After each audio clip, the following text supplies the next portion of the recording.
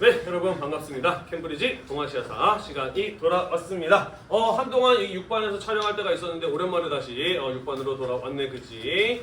자, 우리 지금까지 배웠던 내용은 무엇이었냐면요, 1920년대까지 일본의 식민 통치를 받는 동안 어떤 일이 있었는가에 대해서 쭉 이어서 살펴보았습니다. 일본의 식민 통치는 어떤 식으로 이루어졌으며 그 과정에서 일본의 식민 통치를 끝내기 위해서 독립을 이루기 위해서 노력했던 사례들은 어떤 것들이 있는가에 대해서 여러 가지 이야기를 했었고요. 나아가서 일제강점기 동안 들어왔던 다양한 새로운 사상들과 그 사상들에 의해서 이루어졌던 여러 가지 사회운동들에 대해서 우리가 지난 시간까지 이야기를 해보았습니다. 자, 이번 시간부터 이제 1930년대와 40년대로 넘어갈 건데요. 이 1930년대와 40년대에 일어난 여러 가지 일들을 이해하기 위해서는 이 시기에 세계사적으로 있었던 가장 크고도 중요한 사건에 대해서 반드시 알고 넘어갈 필요가 있습니다. 그 사건은 바로 이번 시간에 우리가 다룰 제2차 세계대전이라고 하는 사건이 되겠습니다. 1930년대와 40년대에 일어난 일들을 이해하려면 이 제2차 세계대전이 어떤 사건이었는지를 알 필요가 있다라는 것이죠. 물론 우리는 한국사를 배우니까 이번 시간에 우리가 다루는 내용이 시험 문제로 나오지는 않겠습니다만은 앞으로 배우는 내용들을 이해하기 위해서는 꼭 알 필요가 있기 때문에 같이 한번 살펴보도록 하겠습니다. 같이 한번 보도록 할게요.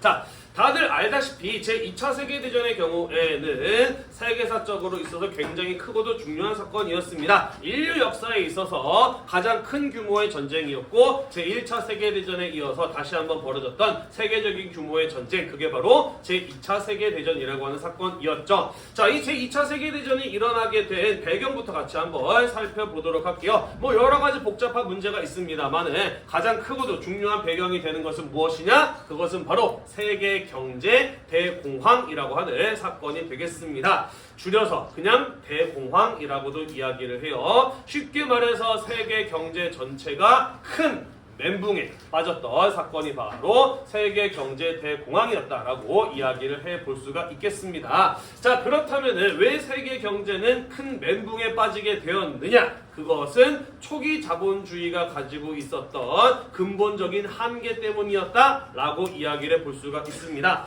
자, 자본주의란 무엇이냐? 산업혁명 이후에 발전해 나갔던 경제체제를 일컬어 우리는 자본주의라고 이야기를 해요. 돈 많은 자본가가 생산수단, 공장, 회사, 기계 이런 것들을 가지고 있고 노동자들을 고용해서 일을 시키고 제품을 생산한 이후에 시장에다 판매해서 이익을 올리는 이러한 경제 구조를 가지고 우리는 자본주의 경제체제라고 이야기를 하죠. 자, 그리고 산업혁명 이후에 이 2차 세계대전까지 이어져 온 발전해 온 자본주의를 우리는 초기 자본주의라고 이야기를 합니다. 자, 그러면 이 초기 자본주의가 가지고 있었던 근본적인 문제란 무엇이냐? 이 초기 자본주의는 자유방임주의라고 하는 생각, 원칙에 의해서 운영되어 온 경제 시스템이었다라는 것이죠.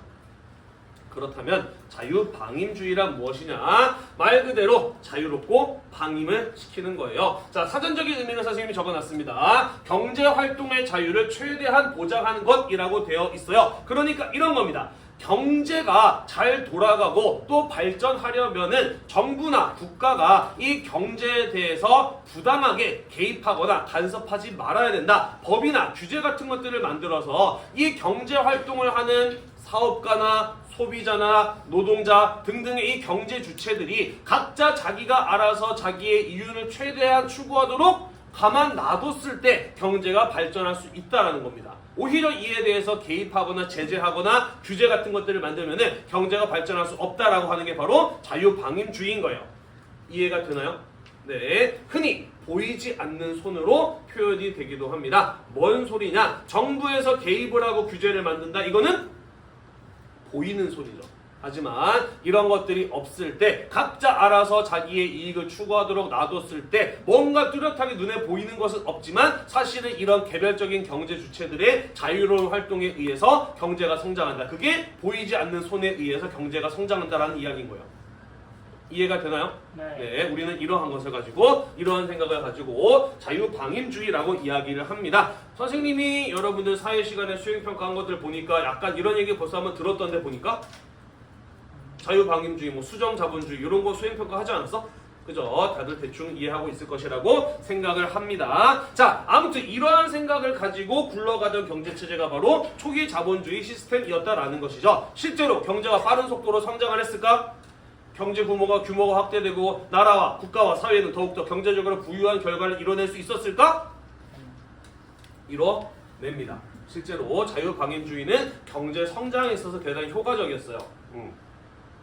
뭐 그 이전에 이제 국가에서 경제에 직접적으로 개입하는 중상주의 뭐 이런 내용들 나중에 세계사에 가서 배우게 되겠습니다만은 실제로 국가가 정부가 경제 운영에 대해서 개입하지 않았을 때 각각의 경제 주체들을 각자 알아서 하게 놔뒀을 때 경제는 빠른 속도로 성장하는 모습을 보였다라는 것이에요. 자, 그러면서 남들보다 먼저 산업혁명을 이뤘던 국가들은 이 자본주의가 상당히 빠른 속도로 성장하는 모습을 보이기는 합니다. 문제는 어떤 문제가 나타나기 시작을 하느냐? 독점 자본이 형성이 되고 빈부격차가 확대되는 이러한 문제가 발생하기 시작하였다라는 거예요. 뭔 소리냐? 이런 겁니다. 시장에서 기업들이 경쟁하는 거 정부가 개입하지 않아. 각각의 기업들은 알아서 자기들끼리 경쟁하라고 상품을 판매하고 성장하고 돈 많이 버는 기업은 성장하고 돈 못 버는 기업들은 망하고 사라지게 되겠죠. 그죠? 이 상태를 가만히 놔뒀더니 어떤 일들이 벌어지게 되느냐? 돈이 많고 자본이 큰 회사의 경우에는 상대적으로 강한 경쟁력을 가지고 있어서 그렇지 못한 회사들보다 앞서 나가게 돼요. 그러면서 돈 잘 버는 회사가 더 많은 돈을 벌게 되고 돈을 못 버는 회사는 결국 망하고 그들에게 흡수되거나 사라지는 이런 일들이 벌어지게 되었다라는 겁니다. 이해가 되나요? 자유로운 무한경제의 시대가 열리게 되다 보니까 몇몇 기업들이 승리를 거듭하고 하다 보면서 결국에는 특정 상품에 대한 생산이나 시장 이런 것들을 아예 독차지해버리는 거대한 대기업으로 성장하는 이런 모습들이 나타나게 되었다라는 거예요. 우리는 그런 것을 가지고 독점 자본의 형성이라고 이야기를 하는 겁니다.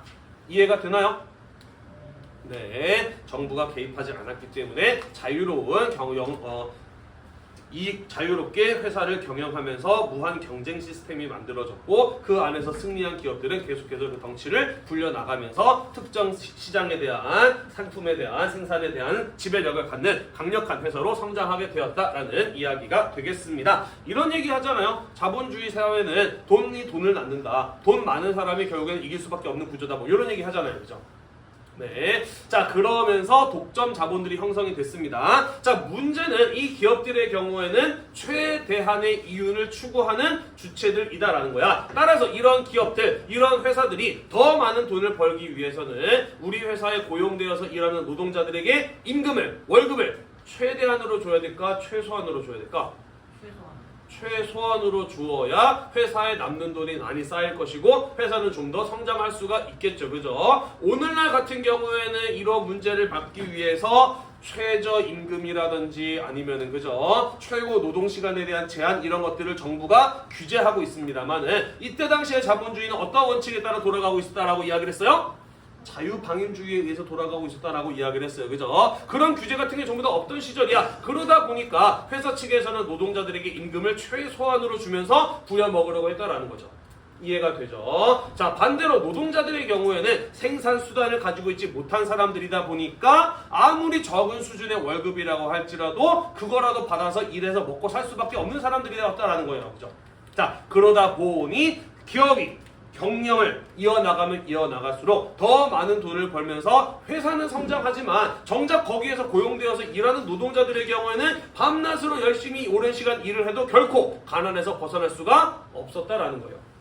이해가 되나요? 그래서 경제 규모 전체는 성장하고 몇몇 대기업들은 어마어마한 부를 쌓게 되지만 실제로 그 밑에서 일하는 절대다수의 국민과 노동자들은 가난에서 벗어날 수가 없는 빈부격차가 확대되는 이러한 모습들이 초기 자본주의 사회에서 나타나게 되었다라는 겁니다. 이해가 되나요? 그리고 이것이 세계 경제 대공황으로 이어지게 되었다라는 것이죠. 자, 1차 세계대전 이후에 이 초기 자본주의를 이끌어 나가면서 세계 경제를 주도하였던, 경제 성장을 주도하였던 나라는 바로 미국이었다라고 볼 수가 있습니다. 하지만 그 미국에서부터 이러한 문제로 인해서 생산과 소비의 불균형 문제가 나타나기 시작을 해요. 그것은 바로 이 공급 과잉 때문입니다. 생산과 소비의 불균형, 공급 과잉이란 무엇을 말하는 것이냐? 자, 예를 들어 보겠습니다. TV를 만드는 회사가 있었어요. 이 회사의 경우에는 TV를 팔아서 이익을 얻어서 회사를 성장시켜 나가는 회사였습니다. 자, 그런데 이 회사의 경우에는 당연히 더 많은 이익을 벌고 싶어 하기 때문에 자기 회사에서 일하는 노동자들에게는 임금을 최소한으로 줬겠죠. 그죠? 자, 그리고 그렇게 만들어진 TV를 시장에다가 내놨어요. 이제 이게 팔려야 되겠지. 그지? 문제는 TV 공장의 노동자들만 최소한의 임금을 받고 살아가고 있었을까? 아니었겠죠. 그죠? 다른 회사에서 일하는 노동자들의 경우에 당연히 이 시기에는 최소한의 임금만 받아가면서 살아가고 있었을 거야. 그지? 그리고 시장에서 물건을 사는 사람들, TV를 사는 사람들은 절대 다수가 사장님이야? 노동자야? 노동자들이에요. 그죠? 그리고 이 노동자들은 최소한의 임금만 받아가면서 장시간 일을 하다 보니까 사실 TV를 살 만한 여유가 있어요? 없어요? TV를 볼 시간도 없어요. 그죠? 자, 그러다 보니까 회사에서는 TV를 만들어서 시장에다가 내다 팔려고 내놨는데 팔려 안 팔려?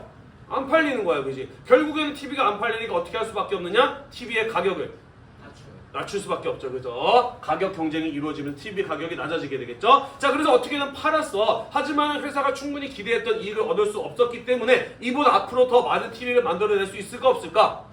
없겠죠. 그죠? 그럼 공장의 규모를 축소하고 노동자들을 해고시킬 수밖에 없겠죠. 그죠? 그게 바로 구조조정과 대량 실업이 발생한다라는 겁니다. 이해가 되죠? 자, 그래서 실업자가 늘어났어요. 그럼 TV 살 수 있는 사람이 더 많아져서 더 줄어들었어? 더 줄어들었어. 그럼 TV는 더 잘 팔릴까? 더 안 팔릴까? 더 안 팔리겠지. 그럼 TV의 가격을 또 어떻게 해야 돼? 또 줄여야 돼. 그러면 회사는 규모를 또 어떻게 해야 돼? 또 줄이고 또 노동자들을 실업을 시켜야 돼요. 그죠? 잘라야 돼요. 그죠? 그럼 TV 살 사람들도 어떻게 돼요? 더 줄어들고 TV 가격은 또 내려가야 돼요. 그러면 공장은 또 축소되고 또 실업자가 발생하고 또 TV가 안 팔리는 이런 일들이 무한히 반복이 되었던 거예요. 이해가 되나요? 자, 이게 바로 생산과 소비의 불균형의 문제, 초기 자본주의, 자유방임주의가 가지고 있었던 근본적인 문제였다라는 겁니다. 결국에는 어떻게 돼요? 회사도 망하고 노동자들도 일자리를 얻지 못해서 망하는, 모두가 다 같이 망하는 일이 벌어지고야 말았다라는 것이죠. 이해가 되나요? 사회주의, 공산주의 이념을 만들어낸 칼 마르크스가 이런 일이 자본주의에서는 벌어질 것이다 라고 예고를 했고 실제로 그런 일이 벌어졌던 겁니다. 이해가 되나요? 자, 그러다 보니까 미국의 기업들이 하나 둘씩 망하기 시작을 하면서 미국 뉴욕에 있었던 증권거래소의 주식 가격이 폭락하는 일이 1929년에 벌어지게 됩니다. 이때가 월요일이라서 검은 월요일이라고 불리는 사건이에요. 자, 그러면서 미국 경제가, 지금까지 세계 경제를 주도했던 미국 경제가 휘청하고 쓰러지게 되는 겁니다. 그러다 보니까 도미노처럼 미국 경제가 쓰러지게 되면서 나머지 다른 나라들의 경제들도 함께 쓰러져 가게 되는 것이죠. 그러면서 경제 위기가 미국에서부터 시작을 해서 전 세계로 확산되었던 사건. 그래서 세계 각국의 은행과 기업들이 파산하고 실업자가 5천만 명 이상으로 폭증하고 국제무역이 크게 줄어들었던 사건이 바로 세계 경제 대공황이라고 하는 사건이었다라는 거예요. 이해가 되나요? 네. 자, 그래서 당시 미국의 대공황을 맞이하였던 미국의 모습을 선생님이 사진으로 몇 장 가지고 왔어요. 잘 안 보이겠지만 여기 뭐라고 써 있느냐? Free coffee and donut for unemployed라고 써 있습니다. 해고당한 사람들을 위한 무료 커피와 도넛이라고 간판에 써 있어요. 그래서 무료 커피와 도넛을 얻어먹기 위해서 수많은 해고된 노동자들이 줄 서 있는 이런 모습, 요게 당시 미국의 모습이었다라는 것이죠. 자, 여기 보시면은 무슨 뱅크라고 써 있어요. 그죠? 은행이 망한다라는 소식이 들리자 은행에 맡겨놨던 돈을 찾기 위해서 예금자들이 이렇게 줄 서서 몰려드는 이런 모습들이 벌어지기도 하였다라는 것이죠. 자, 여기 보시면은 두 명의 남성이 원티드 잡이라고 쓰는 앞치마를 걸고 서 있어요. 그죠? 실업자들이죠. 일자리를 원합니다라고 하면서 자기의 스펙을 쭉 써놓은 앞치마를 걸고 이렇게 거리를 돌아다니는 이런 모습들이 세계 경제 대공황을 맞이하였던 미국의 모습이었다라는 거예요. 이해가 되나요? 네, 그러면서 전 세계 경제가 멘붕에 빠졌던 사건, 그게 바로 1929년에 벌어진 대공황의 시작이었다라는 겁니다. 넘어가도 될까요? 네, 넘어갈게요.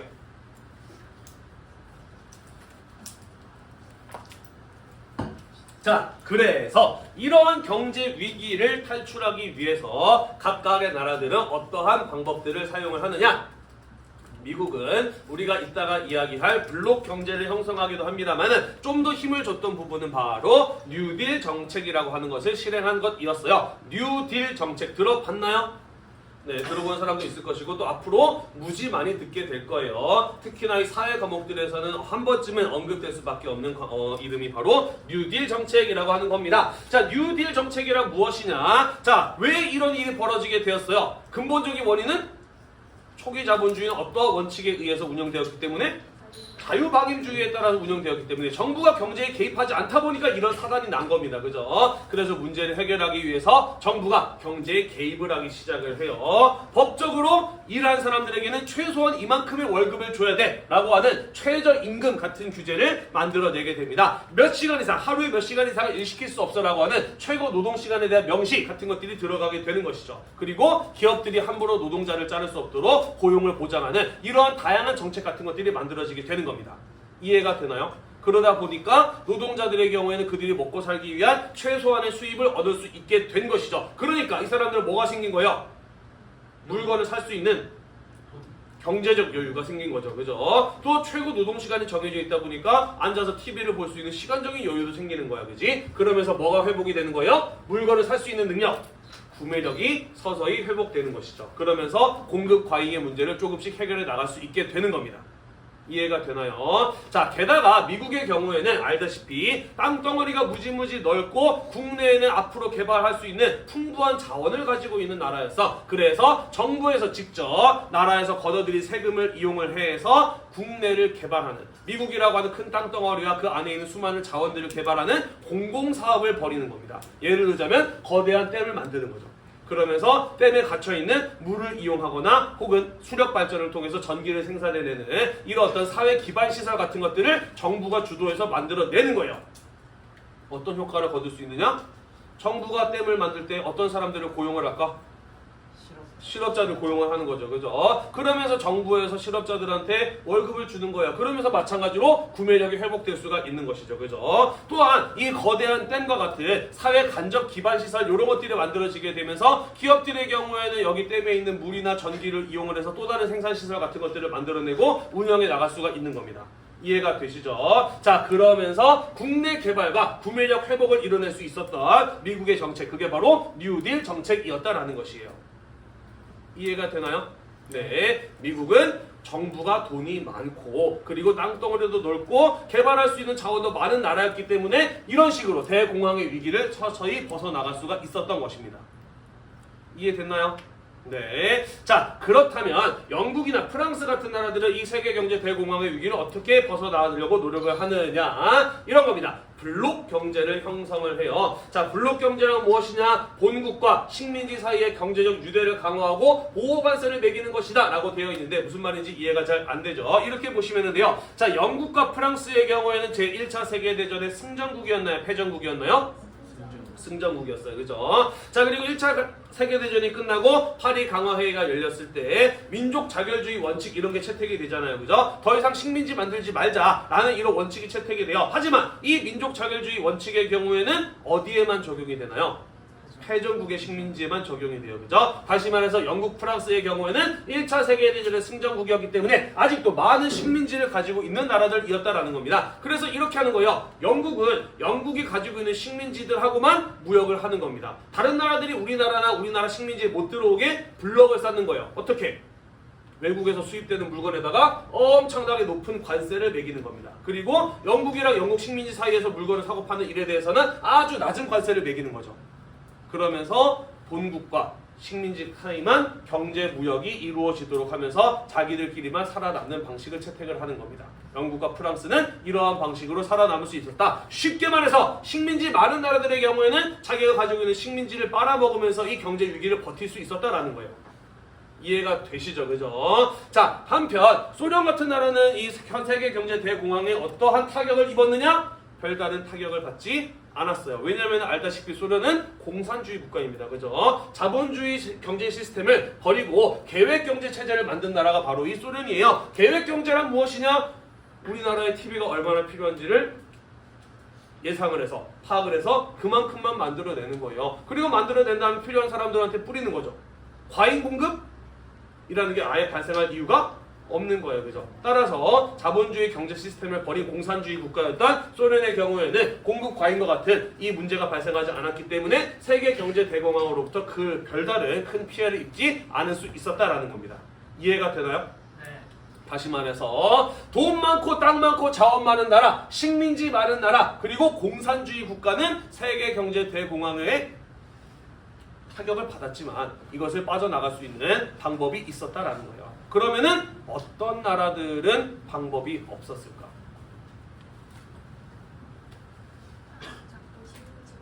그렇죠. 반대로 생각하면 되죠. 그죠? 돈이 없거나 땅이 적은 나라, 식민지가 없는 나라, 그리고 공산주의가 아닌 자본주의 국가들의 경우에는 이 세계 경제 대공황의 위기에 직격탄을 맞고 굉장히 어려운 시기를 보낼 수밖에 없었겠죠. 그죠? 그런 나라들이 바로 어떤 나라들이었느냐? 독일, 일본, 이탈리아 같은 나라들이었다라는 것이죠. 자, 알다시피 독일의 경우는 1차 세계대전에 무엇이었어요? 패전국이었어요. 식민지를 전부 다 잃어버린 나라였죠. 그죠? 그러다 보니까 블록 경제 같은 것들을 만들어낼 수가 없는 나라였다라는 겁니다. 이해가 되시죠? 자, 한편 이탈리아나 일본의 경우에는 1차 세계대전의 승전국이기는 했는데 이들의 경우에는 후발 자본주의 국가야. 산업혁명이 다른 나라들에 비해서 늦게 일어나서 산업발전이 비교적 뒤늦었던 나라예요. 그러다 보니까 이들의 경우는 1차 세계대전의 승전국이긴 했지만 가지고 있는 식민지 얼마 안 돼요. 미국처럼 많은 돈을 가지고 있는 나라들도 아니었던 것이죠. 이해가 되나요? 네. 자, 그래서 미국처럼 뉴딜 정책 같은 것들을 하기도 어려웠고 영국, 프랑스처럼 블록 경제를 쌓아서 식민지를 빨아먹으면서 살아남기도 어려웠던 겁니다. 그러다 보니까 세계 경제 대공황의 위기에 직격탄을 맞으면서 아무리 노력해도 빠져나갈 수 없는 만성적인 경제 위기에 접어들게 되었다라는 것이죠. 당시 독일의 경제가 얼마나 심각했느냐 뭐 여러 가지 재밌는 얘기가 있는데요. 하도 물가가 비싸다 보니까 빵 한 덩어리 사기 위해서 술에다가 지폐를 싣고 가서 빵집에 가야 빵 한 덩어리 살 수 있었다라는 뭐 이런 이야기가 있기도 하고요. 경제가 완전히 박살이 나서 그리고 상식적으로 생각했을 때 열심히 일하는 사람이랑 매일같이 맥주 마시는 사람 중에 누가 더 가난해야 되나요? 매일같이 맥주 마시는 사람이 더 가난해야지, 그지? 근데 오히려 매일같이 맥주 마시는 사람이 더 부자가 됐대. 왜 그런가 봤더니 물가가 하도 올라가서 매일같이 맥주 마시고 남는 병만 팔아도 일하는 임금보다 훨씬 비싸게 팔릴 수 있었다라는 이런 얘기가 있기도 해요. 당시에 독일의 경제가 얼마나 망가져 있었는지를 알 수 있는 여러 가지 일화된 사례들이라고 생각을 합니다. 자, 그래서 사람들이 이렇게 먹고 살기 힘들 때 어떠한 주장에 어떠한 사람들에게 매력을 느끼게 되느냐? 굉장히 극단적이고 강력한 주장을 하는 이런 사람들에게 쉽게 빠져들게 됩니다. 어떤 주장을 하는 사람들? 전체주의적인 주장을 하는 사람들에게 빠져들게 돼요. 자, 전체주의란 무엇이냐? 개인은 전체 속에서 비로소 가치를 갖는다는 주장을 근거로 강력한 국가 권력이 국민의 생활을 간섭, 통제하는 사상 및 그 체제를 일컬어 전체주의라고 이야기를 합니다. 쉽게 말해서 이런 거예요.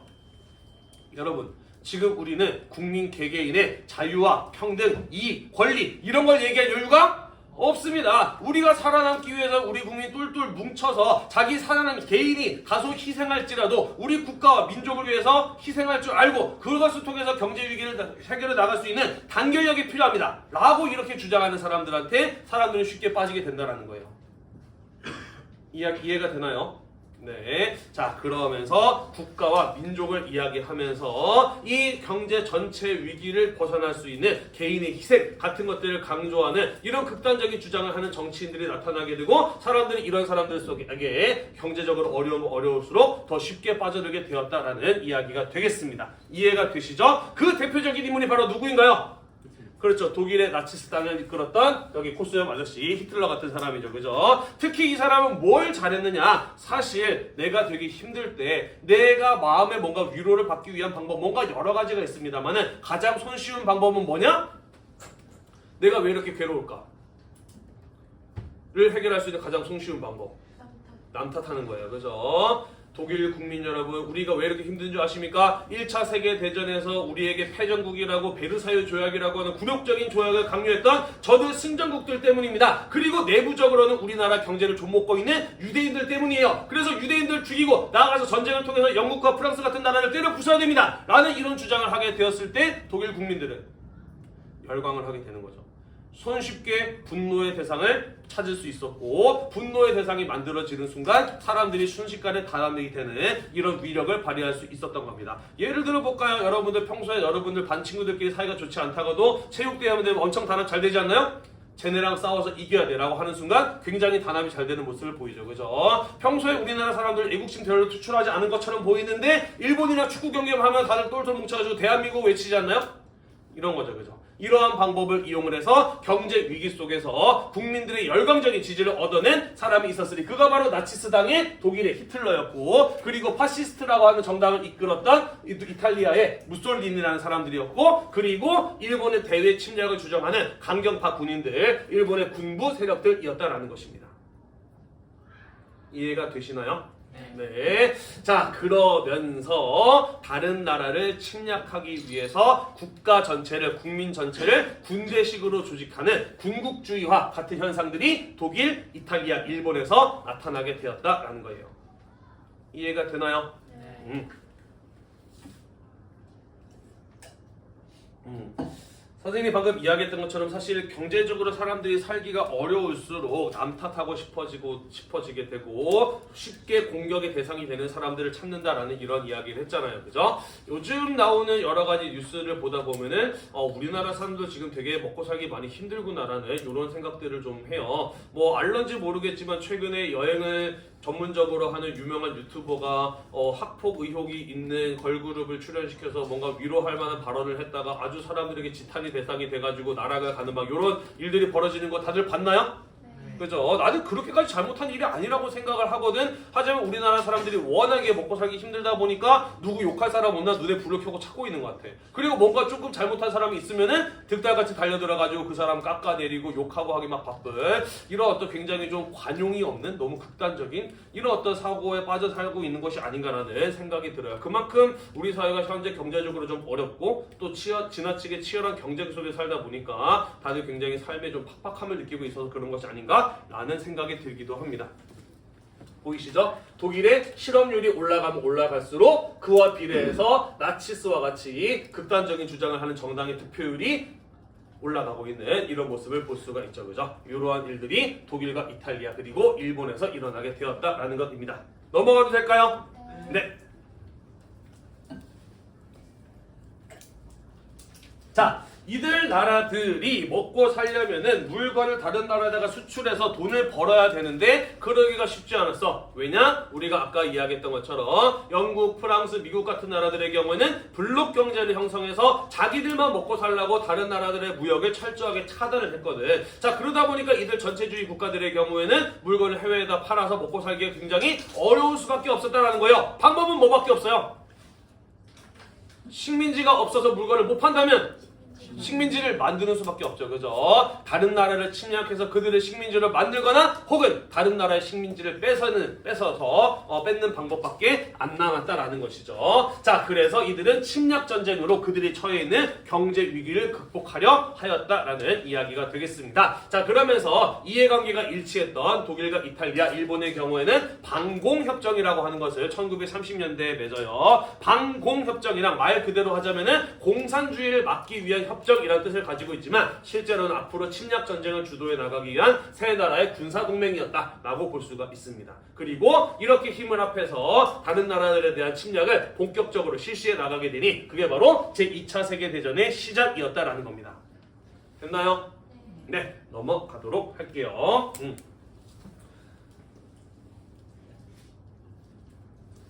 자, 그래서 유럽에서는 독일과 이탈리아가 손을 잡고 폴란드를 공격하는 것으로 전쟁이 시작이 됩니다. 이후에 이들의 경우에는 서쪽으로는 프랑스를 침략을 해서 프랑스를 점령을 하고요. 동쪽으로는 소련까지 진출해서 소련과 전쟁을 벌이게 됩니다. 북쪽으로는 북유럽, 남쪽으로는 북아프리카까지 전선을 확대해 나가면서 전쟁의 규모는 세계적으로 커 나가게 되었다라는 것이죠. 한편 일본의 경우에는 한반도를 넘어서 만주, 중국 그리고 동남아 까지 진출하게 되면서 전쟁은 세계적인 규모로 확대되어 나갔다라는 것이 되겠습니다.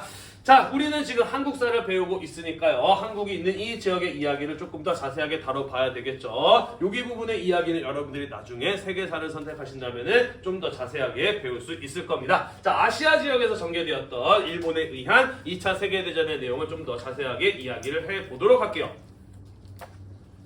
자, 일본의 경우에는 1931년에 만주사변이라고 하는 사건을 일으킵니다. 만주사변이란 어떠한 사건이냐? 일본 군대가 만주를 점령을 하고 식민지로 만든 사건이에요. 자, 이들의 경우에는요, 만주인들을 위한 만주인의 나라를 세워주겠다라고 해서 만주국이라는 나라를 세웁니다. 그러면서 청나라의 마지막 황제였던 선통제 푸이라는 사람을 데리고 와서 황제의 자리에 앉히고 국가의 수립을 선포하게 됩니다. 하지만 이 나라는 황제만 만주인인 나라였을 뿐이지 실제로 이 만주국의 정부 관료들은 전부 다 일본 군인들로 구성이 되어 있는 일본의 꼭두각시와 같은 나라, 괴뢰국 식민지와 불과한 나라였다라는 것이죠. 자, 그리고 만주만으로는 부족했는지 이후에 37년에는 중국을 침략하게 되면서 중일 전쟁을 일으키게 됩니다. 그러면서 전쟁은 만주를 넘어서 중국 본토로까지 이어지게 되었다라는 것이죠. 그것도 모자랐는지 이후에 일본의 경우에는 대동아 공영권의 건설을 명분으로 동남아시아를 침략해 나가기 시작을 합니다. 대동아 공영권이라고 하는 것은 무엇이냐? 거대한 우리 동아시아 사람들이 함께 공동으로 번영하기 위한 권역이다, 지역이다 라는 의미를 가지고 있어요. 그러니까 이런 얘기죠. 서양 애들 봐라. 자기들끼리 잘 먹고 잘 살기 위해서 블록 경제 만들지 않느냐. 우리 아시아 지역의 사람들의 경우에도 잘 먹고 잘 살기 위해서는 우리 일본이 중심이 되어서 함께 번영할 수 있는 지역권을 만들어야 된다 라는 주장이었던 것이에요. 하지만 어디까지나 이것은 겉으로 내세운 이유에 불과했고요. 실제로는 일본이 그들의 식민지를 넓혀 나가기 위한 제국주의적 팽창의 모습이었다라는 겁니다. 이해되시나요? 네, 고맙습니다. 자, 그래서 일본이 이렇게 전쟁을 빠른 속도로 확대되어 나가자 사실 지금까지 우리랑은 상관없는 전쟁이야 라고 생각했던 미국도 더 이상 가만히 두고 볼 수가 없었던 것이죠. 유럽에서도 전쟁이 확대되어 나가고 아시아 지역에도 전쟁이 확대되어 나가 미국은 당장 우리가 침략받는 건 아니니까 싸울 이유가 없다라고 생각했지만 이대로 놔뒀다가는 정말로 세계가 전부 다 그들의 손에게 넘어갈지도 모른다라고 하는 이런 위기감을 갖게 되는 겁니다. 자, 그래서 미국은 어떻게든 전쟁을 막고 싶었어요. 그래서 일본과 일단은 직접 싸우기보다는 일본의 전쟁을 멈출 수 있는 방법을 선택합니다. 바로 경제 제재죠. 석유와 철강에 대한 수출을 중단하는 경제 제재를 행하게 됩니다. 미국은 일본이 수입을 통해서 석유나 철강을 얻을 수 없도록 하는 경제 제재를 걸었다라는 거예요. 왜 하필이면 석유와 철강이었을까? 그렇죠. 무기를 만들려면은 철강이 있어야 돼요. 그죠? 탱크, 함대, 비행기 만들려면 철강이 있어야 되는데 이것이 없으면 만들기가 어려워집니다. 그죠? 특히 일본의 경우에는 산유국, 석유를 생산해낸 나라가 아니에요. 그죠? 배나 탱크, 항공기 이런 걸 운영하려면 다 기름이 있어야 되잖아요. 그지? 따라서 기름의 수출을 중단해버리면 일본은 전쟁을 수행하는데 상당히 어려움을 겪을 수밖에 없는 상태였다는 것이죠. 이해가 되나요? 네. 그래서 미국의 의도는 우리가 이렇게 딱 멈춰버리면은 더 이상 전쟁을 확대해 나가지 못할 것이라고 예상을 했던 것이죠. 자, 하지만 일본은 이미 중국과 전쟁을 시작한 상태였고 더 이상 전쟁을 중간에 멈추기는 어려운 상태였던 것이죠. 전쟁을 일으키게 되면서 또 다른 전쟁을 불러일으키게 되고 또 다른 전쟁을 불러일으키게 되면서 일본은 브레이크가 없이 전쟁으로 빨려 들어가고 있는 상황이었다라는 겁니다. 자, 결국 일본의 경우는 전쟁을 계속 이어나가기 위해서는 동남아시아에 나와 있는 유전들을 확보할 필요가 있었고 동남아시아의 유전들을 확보를 하려면은 미국의 이러한 경제 제재나 간섭 같은 것들을 뚫어낼 필요가 있었던 겁니다. 그러면서 결국 하와이 진주만에 머무르고 있었던 미국의 태평양 함대를 공격하는 일을 벌이게 되니 그게 바로 하와이 진주만 공습이라고 하는 사건이었던 것이에요. 이해가 되나요? 자, 그러면서 미국이 일본의 직접적인 공격을 받게 되면서 전쟁에 개입을 하게 되죠. 그러면서 태평양을 사이에 두고 미국과 일본 사이에 전쟁이 벌어지게 되었으니 그게 바로 1941년 벌어지게 된 태평양 전쟁이었다라는 겁니다. 이해됐나요? 전쟁이 전쟁을 부르고 또 다른 전쟁을 부르고 만 것이에요. 그죠? 자, 그러면서 일본은 세계에서 가장 인구가 많은 중국과 세계에서 가장 뛰어난 군사력과 경제력을 가지고 있는 미국과 동시에 전쟁을 치러야 하는 이런 상황에 빠져버리고 말았다라는 것이죠. 당시 일본의 군부들, 군인의 지휘관들은 미쳐가고 있었어요. 우리가 러일 전쟁도 이겼는데 미국과의 전쟁도 이길 수 있지 않을까? 이런 또 오판들을 합니다. 그러면서 전쟁의 규모를 무차별적으로 확대해 나가는 이런 결정들을 내리게 되었다라는 것이죠. 자, 그러다 보니까 일본의 경우에는 전쟁에 동원할 사람들 인원이 어떨까? 일본인들만으로는 도저히 확보가 안 되는 거예요. 그러니까 어떻게 하는 거예요? 그렇죠. 식민지로 지배하고 있는 한국인들을 데려다가 전쟁터로 끌고 가게 되는 것이죠. 그죠? 자, 그리고 미국의 경제제가 계속 이어지고 있었기 때문에 전쟁에 필요한 물자를 만들어내는 자원도 턱없이 부족할 수밖에 없죠. 어디서 뽑아야 돼요? 식민지 한반도에서 뽑아야 되는 겁니다. 그죠? 그러면서 1930년대, 40년대로 가게 되면서 일본의 식민 지배는 한국에 있는 자원을 전쟁에 동원하기 위한 식민 지배 정책이 만들어지고 실행되는 모습들을 볼 수가 있다는 거예요. 이해됐나요? 네, 넘어가겠습니다.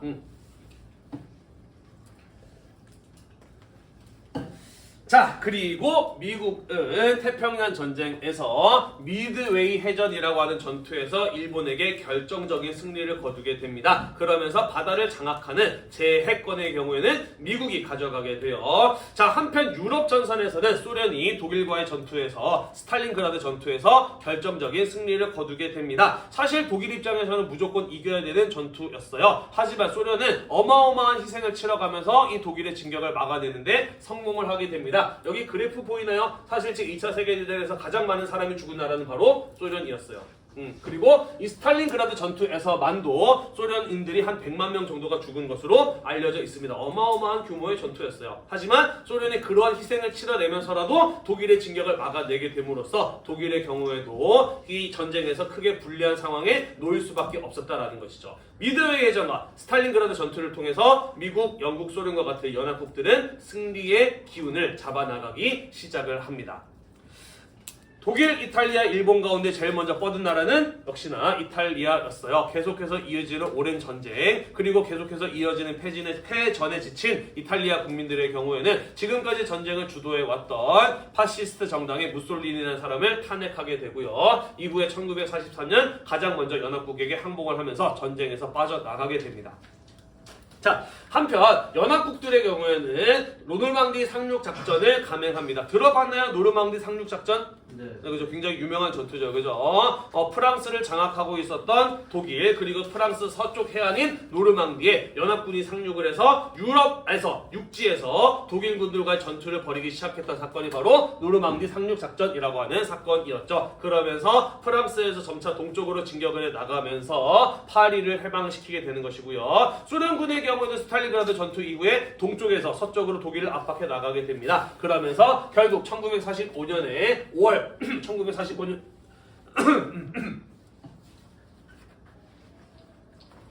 이상하게 이렇게 촬영만 하면은 목에 힘이 들어가서 목이 빨리 나간단 말이야. 그래서 1945년 5월에 독일이 항복을 하게 되면서 2차 세계대전에서 유럽에서 2차 세계대전은 먼저 끝이 나게 되었다라는 것이에요. 이해되시죠? 자, 그리고 전쟁의 피해를 줄이기 위해서, 전쟁에서 더 많은 사람들이 죽어나가는 것을 막기 위해서 사실 독일의 떨굴 계획으로 미국이 준비하고 있었던 비밀 병기가 있었습니다. 그게 바로 무엇인가요?